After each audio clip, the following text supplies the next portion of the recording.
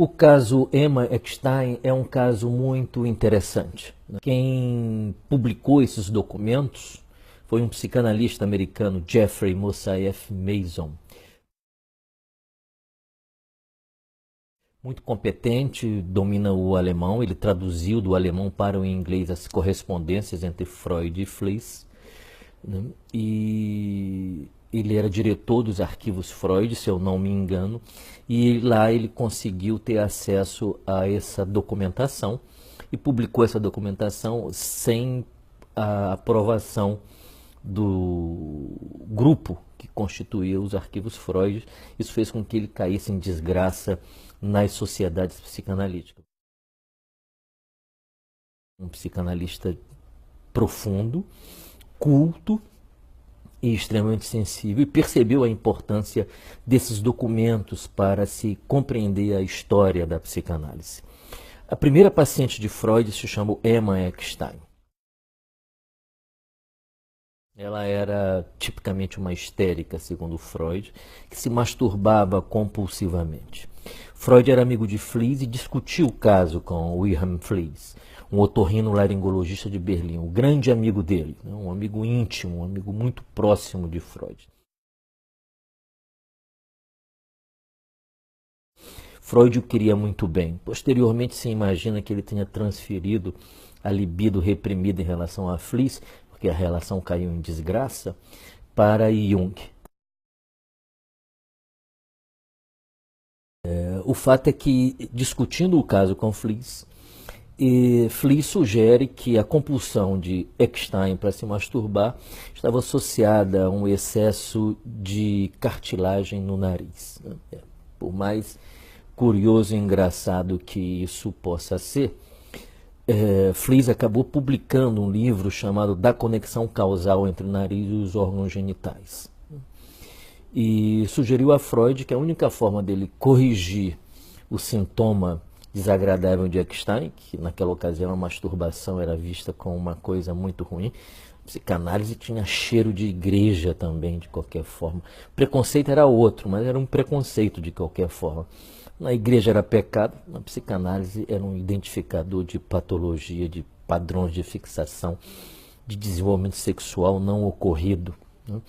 Então, acreditem, Freud decidiu submeter Eckstein a uma cirurgia de nariz.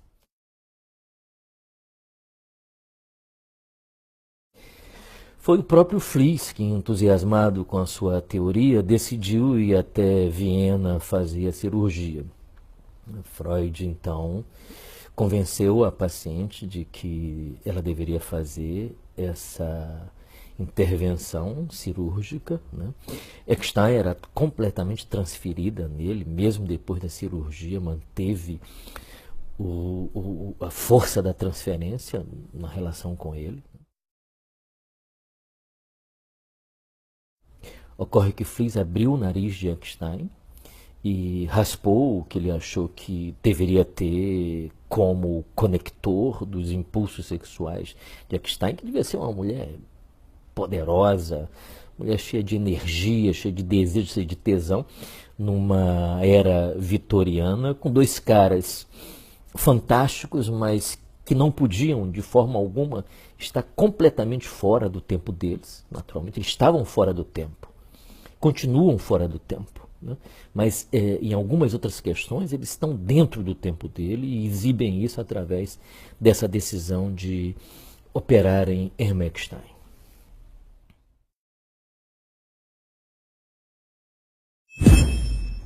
Então Fliess abre o nariz de Eckstein, faz as raspagens que ele achou adequado fazer para evitar que Eckstein voltasse a se masturbar, segundo eles, compulsivamente, e volta para Berlim e deixa Freud lá cuidando do caso, né?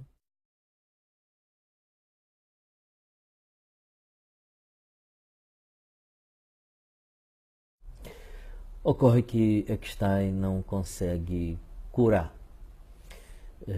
A ferida tamponada infecciona. E Freud analisa a dificuldade da cicatrização, da cirurgia, para Eckstein como uma resistência dela ao tratamento.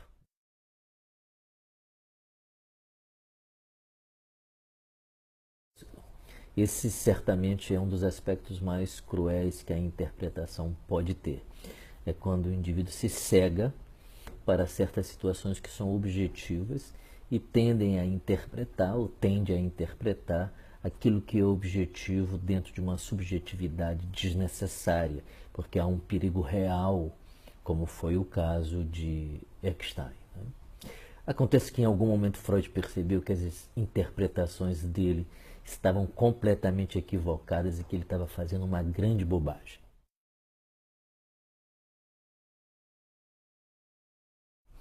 Foi então quando ele chamou um outro laringologista de Viena, porque Fliess está em Berlim. E o médico vai até a casa dele, vai examinar, né, a cicatrização da cirurgia e ver uns fiapozinhos que estão dentro do corte que não cicatrizava, né? E ele vai com a pinça e puxa. Bom, o Wilhelm Fliess havia esquecido 1,5 metro de gás dentro do nariz de Emma Eckstein. Esse é o motivo pelo qual ela não sarava e a cicatriz não fechava, ao contrário do que Freud imaginava ser uma resistência à cura, ao processo que ele vinha experimentando com ela, né? Eckstein quase morreu, Freud quase desmaiou. A carta de Freud para Fliess é fantástica.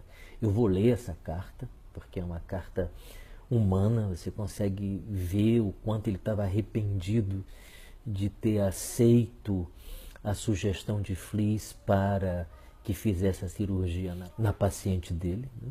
A gente vê essa comoção dele, um Freud profundamente humano diante do erro, reconhece como erro, e de qualquer forma, né, Eckstein consegue sobreviver a essas atitudes monstruosas que tanto Freud quanto Fliess perpetraram contra ela.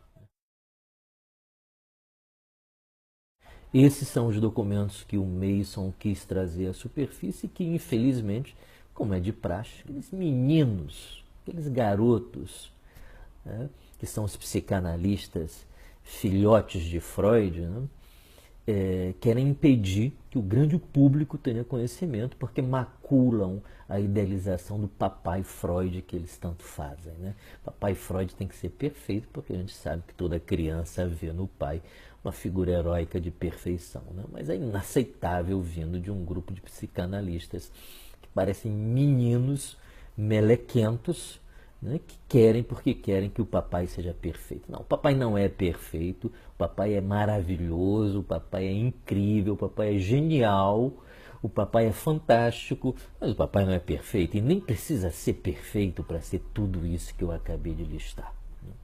Então Mason está de parabéns por ter trazido ao grande público, a contragosto de todo o grupo freudiano, e mesmo caindo em desgraça, como eu disse ainda há pouco, né, essa documentação que nos mostra o lado humano de Freud, o erro que ele comete.